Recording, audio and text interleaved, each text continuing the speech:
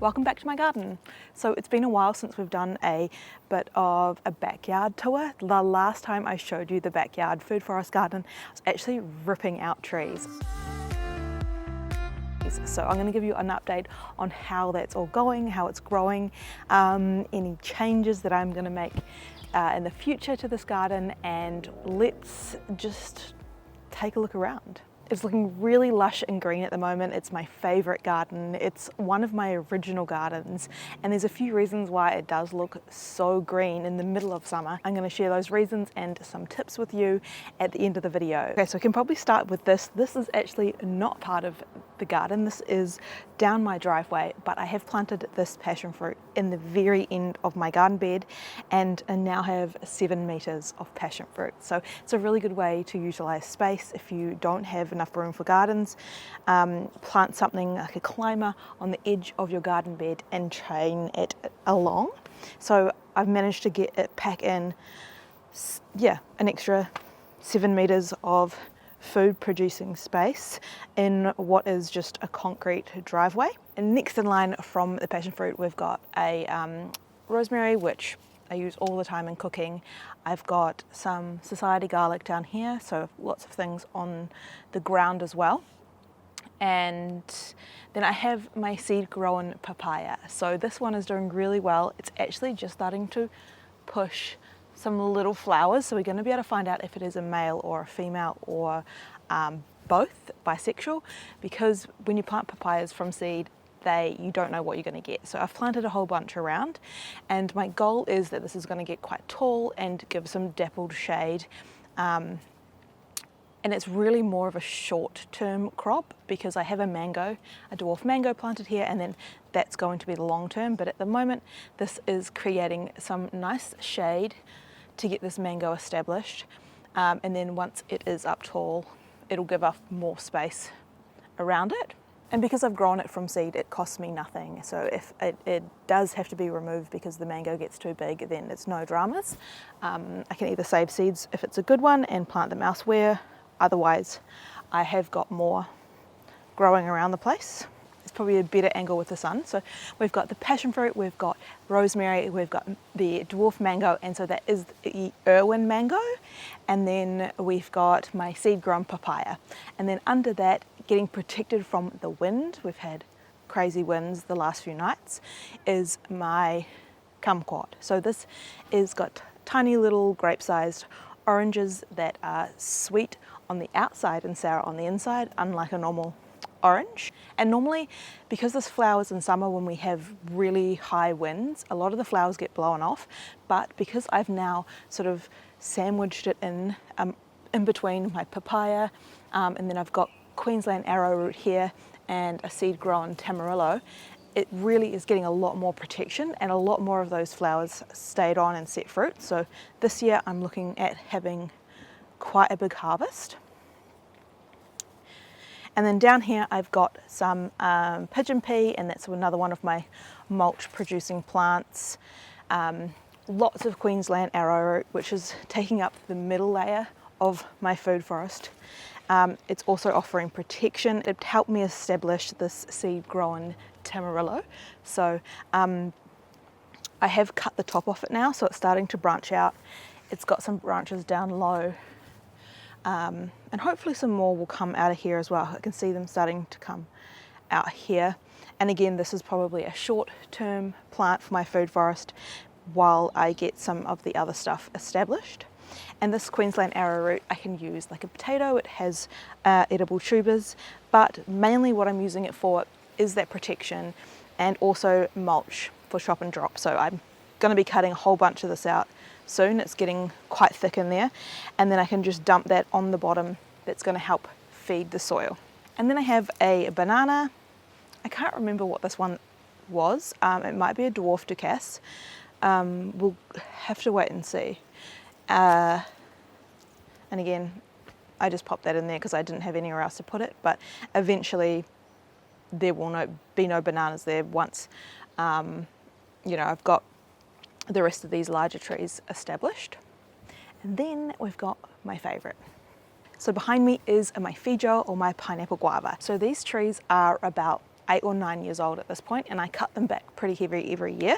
This winter we did a massive prune on them, and I did leave it a little bit late, so there's not a lot of fruit on these this year, which is fine because I do have some more out the front that are fruiting, and every time I prune these, it's just all going back into this garden to feed the soil. But there are a bunch of feed drawers up on the back half of that. And then we've got my Eureka lemon, which needs a big haircut as well. It's got a few lemons on it. Lavender, which I have planted in between my 2 feed drawers because it flowers at the same time as they do, which helps with the pollination. And it's taking up sort of a middle space in there. I've got sweet potato ground cover, which just pops up on its own. I don't really harvest it, but if I ever need sweet potatoes, I can go out and always find them. I don't use it as a main root crop, just so that I'm not getting in and disturbing all my fruit tree roots. But I can always find some if I need, and it just dies back and it offers a lot of mulch and it protects the soil from the sun. It keeps the garden nice and cool, and they don't seem to mind at all. I always get asked if the sweet potatoes are disturbing, but I haven't found that. It could be the case in more wet climates if the sweet potatoes rot down in the soil, but it does not get wet here at all, so there's no way that that's going to happen. They just pop up and regrow again when the weather warms up. Feed drawer, lemon in the corner, and then another feed drawer. This one has never really performed that well, so I am thinking about either removing that in the future and putting something else, or just grafting other types of feed drawer onto that. I haven't decided because it is so nice and established, and after ripping out the trees in this part of the garden, which we're going to take a look at soon, it obviously does look a lot more bare and the fence is no longer hidden. So it is something maybe I'll do in stages if I do replace this with, I don't know, like maybe a mango or a dwarf mango or avocado, because those are my favourites at the moment. And then down here, this little one down here taking up the space, it's going to take up this space here is my dwarf peach, actually a super dwarf peach. So that's only going to get to 1 metre, 1.2 metres. So it's only going to get to like this high, have heaps of peaches on it, take up that space while I have other things growing in the canopy and things growing on the forest floor. So that's a really good one for that space. Another banana, and then I've got a pomegranate behind there, and I have been practicing with grafting on that. So it's got a few different types of pomegranates.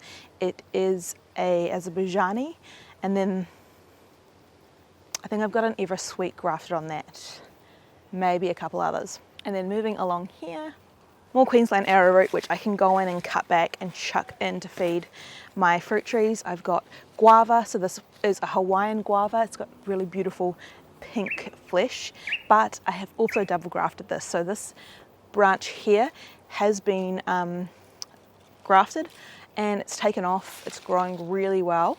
This is the Thai or Malaysian guava, so it's a really big white guava, but as you can see, it's starting to really fill in all of the gaps, and I'm hiding that fence line with all the different layers. This one is a false cardamom, so it's a really fragrant one that you can use in cooking and flavoring rice and things like that.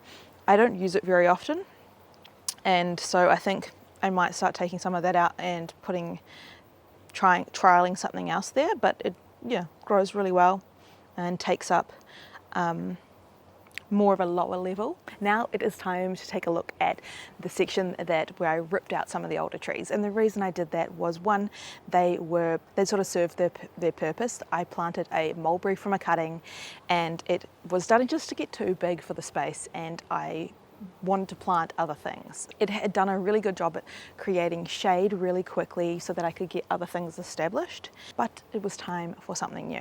As well, when I was first establishing this garden, we'd just bought this house, and so my budget for buying fruit trees was very limited. So a lot of the things that I grew here originally were from cuttings, from gifts, from cheaper plants that I could find. So I just used what I had and did what I could. And now that I've been growing here for many years, I've been able to slowly, decide on plants that I really want and pop those in instead. So that's why the space is always changing. I'm always editing it because I can. Right, so now let's take a look at the space that we did do some clearing. We ripped out a few different trees and see what I planted and how they're going. So first up, you can't really see it in here, but there is a dwarf mango. This one is the Parma mango, and it's doing okay. It's growing slowly. It's getting protected because you can see the wind is starting to pick up, but it gets very windy here. And this is getting a bit of protection from the hot summer sun while it's newly getting established, and from the wind. Then this banana here, this is a plantain banana, so it's going to get a lot larger than my other dwarf varieties, and that's just another experiment to use the space while I have it. Eventually I may take these out if it's not something that is working, or if it's not something that I'm utilizing in terms of the crop. But I've never tried to grow plantain, I've never used it in cooking, so I really wanted to give that a try, and my gardens are still very much an experiment. Bananas are heavy feeders, so one of the concerns with having them in this garden would be that they draw nutrients away from my other plants like my mango and my avocado. But because they grow so quickly, I can get a harvest out of these within a year or a year and a half. So I'm still going to grow them and see if I can get some food out of these while I wait for the other plants to get established. And then I might end up making my own banana grove. And then under the banana or the plantain, you can see a pumpkin is growing to take up that spare space as an edible ground cover, protecting the soil, but also giving me a crop as well. And then next to it we have a dwarf avocado. So this is the Pinkerton avocado, and I'm trying to grow it really like low and bushy so that it can start producing fruit low down, so I can keep it pruned and keep it at a manageable height but still get a lot of fruit. So it's got lots of branches, it's really bushy, and it's doing really well. It's put on multiple flushes. It's protected from the wind because I planted a section of these Queensland arrowroot, so it helps protect it in here from the wind. We've got sage down here, sweet potato coming through, another seed grown papaya down here. So again, I don't know what this is going to be, whether it's going to be a male or a female or a bisexual, so we'll see once that comes up and the other one comes up. I've got more in other gardens as well, and still some in pots so that I can transplant them out if I do need to remove them. Say if they all turn out to be males, then I can swap them out with other ones. So yeah, it is starting to close up. The gap is getting smaller. Eventually that will just be mango and avocado taking up the space here, but for now I'm trying to deal with the gap. I also do have my white mulberry popping back up. So when I took out the mulberry, I mulched all the bits, and it was still quite green when I did that. So I didn't kill it completely when I mulched them. So mulberries grow so easy from little bits of wood. So it's just regrowing, and I've left it for now, but I can eventually take that out. So that is one to think about if you are chipping up things like mulberry that grow really easy from cuttings, that you might want to wait until they are drier. The branches have died a bit before chipping them and putting them back in the garden, but it's done really well for the garden. I've been able to build a whole lot of nutrients for the soil, and I've only got one little bit popping up that I could have removed, but I've sort of just left it there for now. And then over here, in this bushy a little bit here, we've got a lot going on. So in here I've got a hybrid, it's a native lime, so it's a red centre lime. It likes a lot more dappled shade, so I'm letting it get that from these Queensland arrowroots, but if it needs more light I can just cut them out.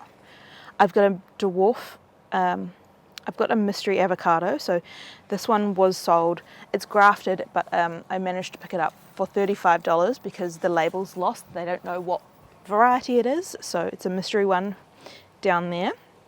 I've got a hibiscus, and then behind here I've got another passion fruit. So this passion fruit is another yellow passion fruit. This is one I planted knowing it was yellow, thinking that my other one was purple, but turns out I now have 2 yellow passion fruits. And I have since planted a seedling red one down there, so that's mixed in now. I don't know which is which, but we'll see. But it's starting to produce some fruit again for the season, and that's taking up that vertical space that would otherwise not really be used, because this area does get the most shade. I don't have any real larger trees in here at the moment. I will, however, be making some edits to this garden again once the weather cools down. We're currently getting like really high 30s, 40 degrees. So I'm not planting anything at the moment, but I do have a few things that are going to go into some of these gaps in this more shadier part of the garden. So make sure you do subscribe if you want to see what other things I am adding to my garden, because I do have a whole stockpile of fruit trees that I have been collecting, waiting for summer to cool off. Back to this garden, I have another few plants on the end here that I want to show you. So in this shady corner, I have a shampoo ginger. So I managed to get hold of one of those, which is really fun. It's getting a little bit burnt, just with these really hot winds as well, but it's still pushing out lots of new growth. And then next to it we've got a monstera, and monstera do like the shadier corners, but it grows really slowly because of how shady it is, and that's a good thing because monstera can sort of take off and get away from you. Now, as you can see, this garden is very green, is very lush, looks very different to my front yard, which is dry, sandy, and crispy, which a lot of people are going to be experiencing in the middle of summer. So I wanted to give you a few sort of reasons why this garden looks so good compared to my other gardens, or maybe compared to some of your gardens, and some tips on how to get it looking nice and green like this. So the first thing, and maybe the easiest thing, is that this garden is situated in an area that has afternoon shade. So here in Perth it gets hottest at 2 p.m. and this garden gets full shade from a neighbouring tree. So it's a lot easier to grow out here because it's not under heat stress for the hottest part of the day. So you can either manufacture shade by putting up some temporary shade, or plant some trees that are going to grow really quickly and offer you some of that afternoon shade to just get your plants established, which is what I'm doing in the front yard. But yeah, that's probably one of the key reasons that this garden looks so green in summer compared to my other gardens. The other thing is this is the oldest part of my garden. It's the part that I established first, so it's now easy for me to go in and add things and move things, because a lot of it is already very well established at this point. And the third thing is that I have been continuously building soil. This garden was pure sand, it will still be pure sand down below, but I just keep adding layers and layers of mulch, pruning these trees back. Everything goes back into this garden. Having edible ground covers, or ground covers constantly all year round. The soil is always covered, whether that's with mulch or the living ground covers. And now that I've even been growing specific things like the Queensland arrowroot in the gaps, so that I always have access to things that I can chop and drop and feed the soil. So those are the 3 main reasons why this garden looks so green compared to other parts of my garden. Let me know in the comments if you enjoyed this tour and what you think I'm going to plant in some of these gaps, because I'm always adding, always experimenting, and I just can't wait for it to cool down a bit so I can get some more things in the ground.